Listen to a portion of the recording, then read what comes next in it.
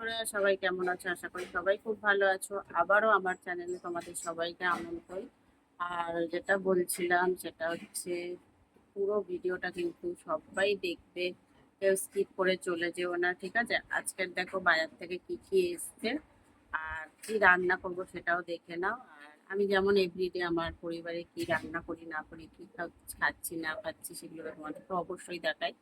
তো চলো দেখে নাও। আর পুরো ভিডিওটা কিন্তু দেখো। আর যারা আমার ফেসবুকে দেখছো তারা অবশ্যই কিন্তু একটা আহ, যদি ভালো লাগে তাহলে কিন্তু একটা ফলো করে যেও। আর যারা আমার ইউটিউব চ্যানেলে দেখছো তারা কিন্তু একটা ভিডিওটা দেখার পরে ভালো লাগলে অবশ্যই সাবস্ক্রাইব করে পাশে থেকো। আর চলো দেখে নাও বাজার থেকে কি কি এসছে আর কি রান্না করবো আজকে। দেখো বাজার থেকে এসছে, এখানে আলু আছে ব্যাগের মধ্যে, এখানে অনেক ধরনের সবজি আছে। সবজি হচ্ছে পটল এনেছে, এখন খালি রোজ দিন খালি পটল আনছে। দেখো, পটল, ঝিঙে, কাঁচা লঙ্কা, কুমড়োটা না দারুণ মিষ্টি হবে মনে হচ্ছে, কুমড়ো। আর আজকে কিন্তু এদিকে একটা আছে বেগুন। আর এদিকে দেখো কাতলা মাছের মাথা আর হচ্ছে ডিম। ঠিক আছে, আজকে কোনো মাছ আনেনি। আর বলছে তো যে বাজার বসেনি, বাজার বসেনি, বাজার নাকি ফাঁকা। আর এখানে দেখো চিংড়ি মাছ, এটা হচ্ছে চিংড়ি মাছ এসছে।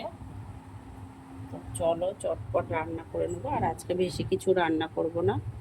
আর এখানে ছেলের পনির এসছে, পনিরটা রান্না করব। আর ইচ্ছা আছে মাছের ডিম, মাছের ডিমটা রান্না করব। তো আজকে মাছের ডিমটা কিভাবে রান্না করবো সেটাই তোমাদেরকে দেখাবো।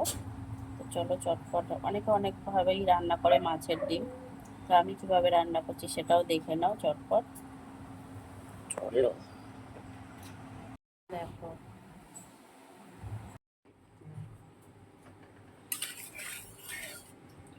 ডিমটা দিলে যা ফাটবে না, দিয়েই বানাবো।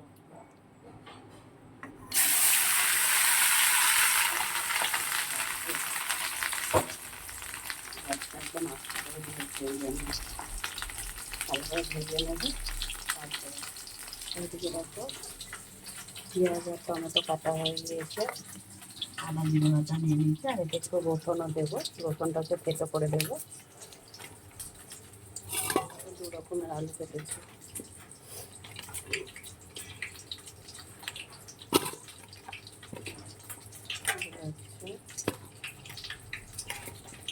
যেটা হচ্ছে তোমার ডিমে দেবো, সেটা একটু বড় বড়ই কেটেছি আলুটা।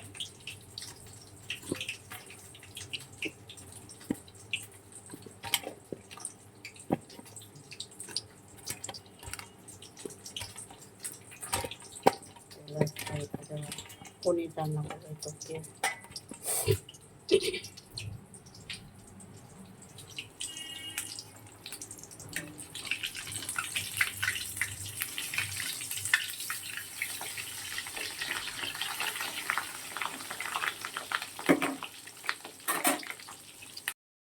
দেখো ডিমটা ভেজে তোলা হয়ে গেছে।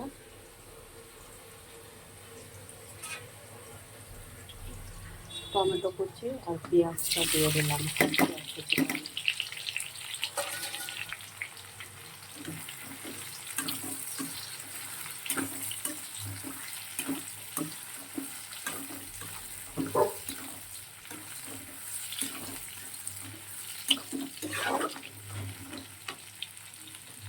আলুগুলো দিয়ে দিচ্ছি।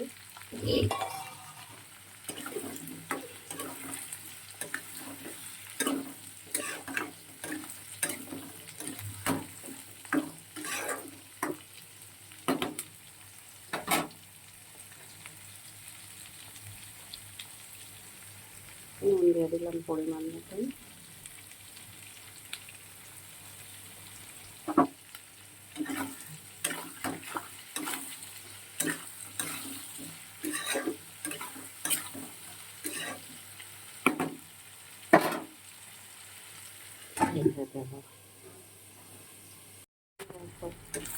আলু, পেঁয়াজ, টমেটো আর এটা একটু রসুনও ফাটিয়ে দিয়ে দিয়েছিলাম।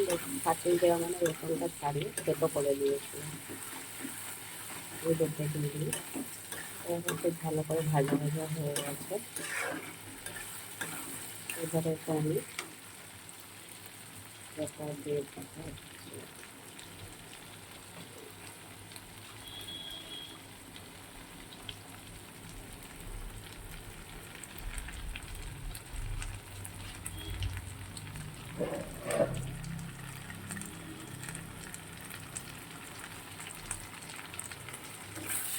আদা জিরে বাটা একসাথে বেটে রেখেছিলাম, সেটা দিয়ে দিলাম। আদা জিরে বাটাটা প্রায় 4টা চামচের মতন দিয়ে দিলাম।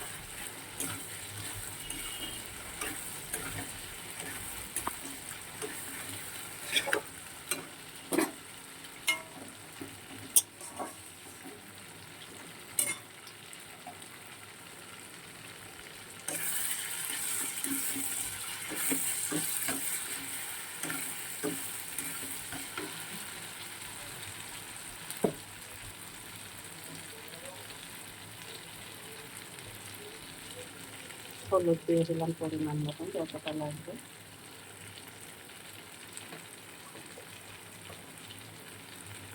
লঙ্কার গুঁড়ো খুব বেশি ঝাল খাবো না, সেই জন্য আমি একটু লঙ্কার গুঁড়ো দিয়ে দিলাম।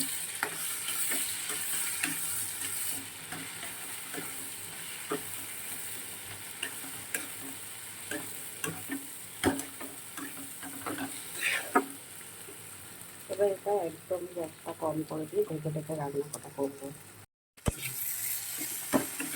দেখো ভালো করে কষানো হয়ে গেছে তরকারিটা।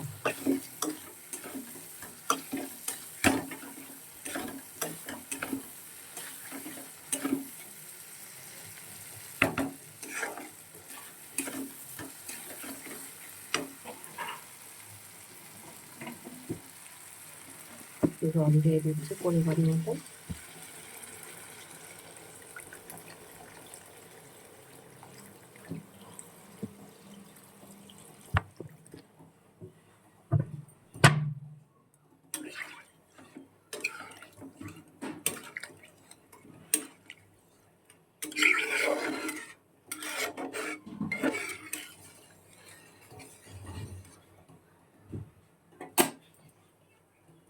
একটু ফুটে উঠলেই ভেজে রাখা ডিমগুলো দিয়ে দেবো, ঢেকে দিই। তারপর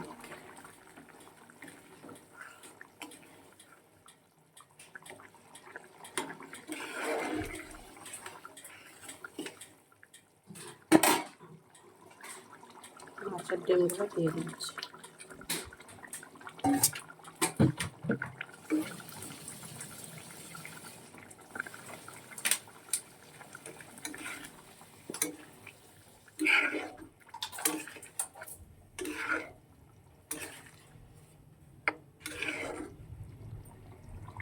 এবারে নামিয়ে নেব।